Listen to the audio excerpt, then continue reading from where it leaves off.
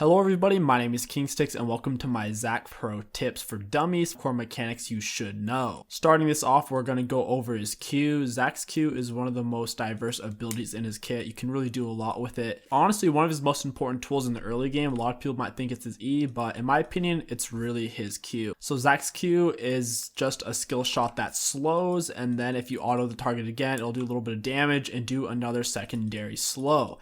And if you auto attack something else, it'll bang them together. Something that's really important to know whenever you are using your Q is how far you can walk with it. For example, if you take the Q at the very end of its range, which is about right here, you can only walk about 100 units away before it disappears. So I got about right here before it disappeared, just to show you again, land Q, and then bam, it's gone. This is something that you really need to be paying attention to this, because whenever you're trying to kill somebody in the lane, you're going to need to know how far you can take it.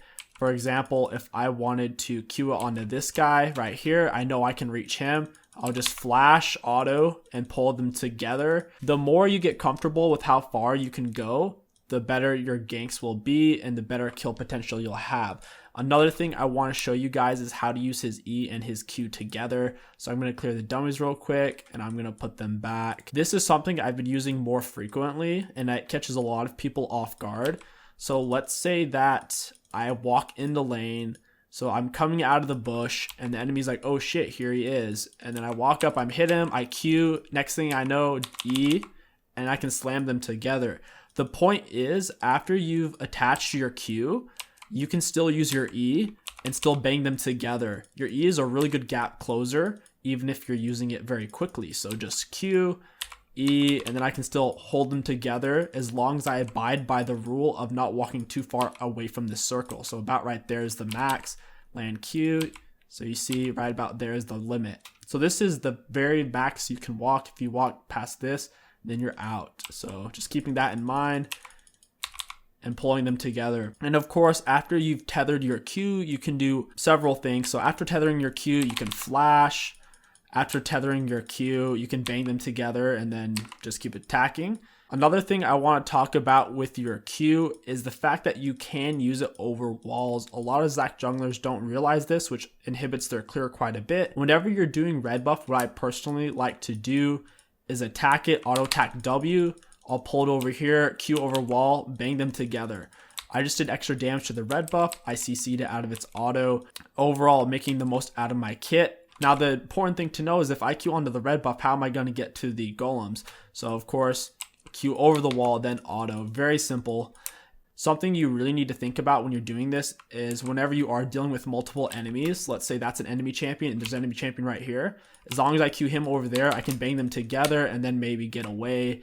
One final thing I want to mention on your Q is the surprise factor. Many people don't realize what your Q actually is. It's a tether combined with an auto attack, and you can auto attack literally anything. Anything you can normally auto attack, you can still auto with your Q and slam them together. So let's pretend that an enemy champion is under their turret, you E in, you Q them, and now you can just melee them against their turret, do extra damage and CC them. Very simple. So just Q, or I could even flash to the turret and melee if I wanted to. I use this a lot, especially if I'm ahead or the laner's ahead. I'll come in from behind, use my E, drop in, Q them, and then auto the turret. Very simple. You can also, of course, use this on an inhibitor, which catches them off guard. So if you're standing here, you'll just Q them and auto the inhib. Another thing that's really interesting that you can do, it's actually gotten me a lot of kills and helped me get away a lot, is you can auto the fucking plant. Like literally anything you can normally auto, it still works with your Q. So I could slam him and the plant together just like that. Or heck, I could even use it on an explosive plant like this, which is really funny. Next thing I want to go over is Zac's E. I see a lot of people using his E in not a very good way. Most often where I see it being misused is whenever Zac is trying to escape. Let's pretend there is an Udyr chasing me, right? And Udyr's like about right here and I'm right here. And he's gaining on me because Udyr is a fast champion. I know that if I'm going to get away, I'm going to need to make my escape now because he can chase me down in something like a tiger or a phoenix stance and then force me to use my E and then stun me out of it and then I'm fucked. So since I have a little bit of distance, I can quickly E over the wall. I don't have to charge it up. Zac can E over just about any wall that's small or medium sized instantly without charging it. Just do a quick tap, hover your cursor, and you are now over the wall. So you watch this. Even over a thicker wall like this, I can instantly go over, or even on a super thick wall like this, if you do it right, like you can go over. It's really difficult on that one, but you get the point. You can go over some pretty gosh darn thick walls. This is useful if you're being chased, or let's say I'm chasing the enemy and then he flashes over the wall right here. I can quickly just get back on top of him without having to charge it up and risk them getting away. In a team fight, after you've already engaged and gotten on the target you want to get on with your E, assuming your ultimate is down and you can't really use that in the fight, you need to be looking on making another good use out of your E, because your E is on a relatively low cooldown in the mid and late game. So after you're already in the fight, it's typically not best to charge it up because enemies can react to that and dodge it. It's better to get up close on them, either by opening up with the Q and then instantly using your E, or just walking up to them and using your E. But whenever you charge it like this, they can see the spot and run away. So if you can, try to close the distance first with either using your Q or just walking towards them and then instantly using your E. The E doesn't even get any added damage by charging it. So by charging it, don't feel like you're losing out on anything, because you're really not. It's just a really bad misconception. It's usually better to just use it instantly like this. Very OP. And just to show you another use, just to show you another wall it can go over. Look at that. There we go. Another one. And another one. One final thing I want to mention on the E, this isn't like a core mechanic or anything, but it's something you should know, is how far it can go. You should figure this out by going to the practice tool by yourself. I really shouldn't need to be telling you this, but if the enemy is on Baron, and you know for sure, whenever the enemy is doing Baron, they always ward over here. They try to make sure this area is warded, so if they see you coming, they can stop you. But if you're over here, this is almost never warded. You can just get right here and E all the way into the Baron pit from red buff, which is crazy. And now I could smite steal it or something like that. Another thing, if they are doing Baron, you can E all the way from over here, which is absolutely crazy. An even safer spot, and going for the steal. You can even smite while you're in midair, which is pretty gosh darn cool. You can use this same trick for taking Dragon, either using it from your red buff or your golems. It's the same thing. All right, let's go over Zac's ultimate. I see this ability get misused all the flippin' time. It is a little bit difficult to understand unless you do have quite a bit of practice on Zac, so hopefully I can make it a little bit simpler for you. The first core mechanic for Zac's ultimate is knowing when will it actually scoop the enemies. You'll know for a fact that you're going to scoop the enemies when it turns green. You see how it's green now? I know it's going to do a full scoop. But since I didn't reactivate it, it just bounced him. So for example, it's a scoop, it's green. Watch it again, it's green, it's a scoop. It's green, it's a scoop. And if I do it before it's green, it just bounces them away. So if it's not green, if the circle around you doesn't go green, then it's not going to scoop them up. And it's just simply going to bounce them away like this. An important thing to know is whenever you scoop them or charge it up, it'll do a linear amount of damage. So for example, it's doing 75 even if I do it instantly. Even if I scoop them, your ultimate's going to do the same damage no matter what. If you are in a 1v1 situation and it's to the death, usually it's better to not actually charge up your ultimate, because look how much damage I'm taking right there. I just took a lot of damage while sitting there charging my ultimate. So in a 1v1 to the death situation, it's usually better to just instantly use your ultimate like this and bounce them away if you want to run, or use it as an execute to try to finish them off. A really in-depth tip I also have on his ultimate is whenever this bar goes to the max, it obviously turns green, or you can just watch this to turn green. There's another thing right here. You see it moves out from the center. Watch the line move out. There it is, and it's on the edge.